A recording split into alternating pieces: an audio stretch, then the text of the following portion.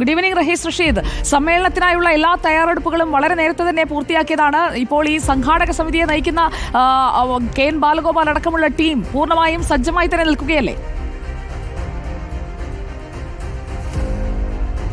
Good evening Sujaya.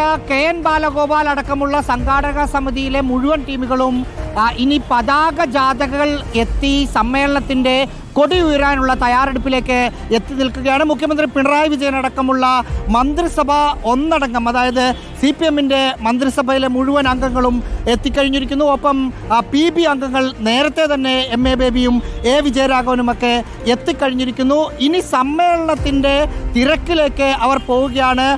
ഇവിടെ ആദ്യം കയ്യൂരിൽ നിന്ന് തുടങ്ങിയ പതാക ജാഥ അത് M സ്വരാജും K അനുശ്രീയും കൂടി കൊണ്ടുവരുന്ന ജാഥയാണ്. അതിനുശേഷം വയലാറിൽ നിന്ന് തുടങ്ങിയ ജാഥ PK ബിജുവും വസീഫും കൂടി കൊണ്ടിരുന്നു. ഏറ്റവും അവസാനം ഇന്ന് രാവിലെ ശൂർനാട് നിന്ന് തുടങ്ങിയ കൊടിമര ജാഥ CS സുജാതയും രാജു അബ്രാഹവും നയിച്ചത് വരുന്നു. അല്പസമയത്തിനകം ഈ ജംഗ്ഷനിൽ ആ ജാഥകൾ എത്തുന്നതോടുകൂടി തന്നെ ഇവിടെ ഒരു ഉത്സവ പ്രതീതിയായിരിക്കും.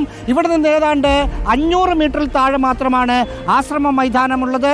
ആ മൈതാനത്തിലേക്ക് എത്തുമ്പോഴാണ് അവിടെ സംഘാടക സമിതി ചെയർമാൻ കൂടിയായ ധനമന്ത്രി കെ.എൻ. ബാലഗോപാൽ പതാക ഉയർത്തുന്നത്. മുഖ്യമന്ത്രി അടക്കമുള്ള ആളുകളുടെ സാന്നിധ്യം കൊല്ലത്തേക്ക് റഹീസ്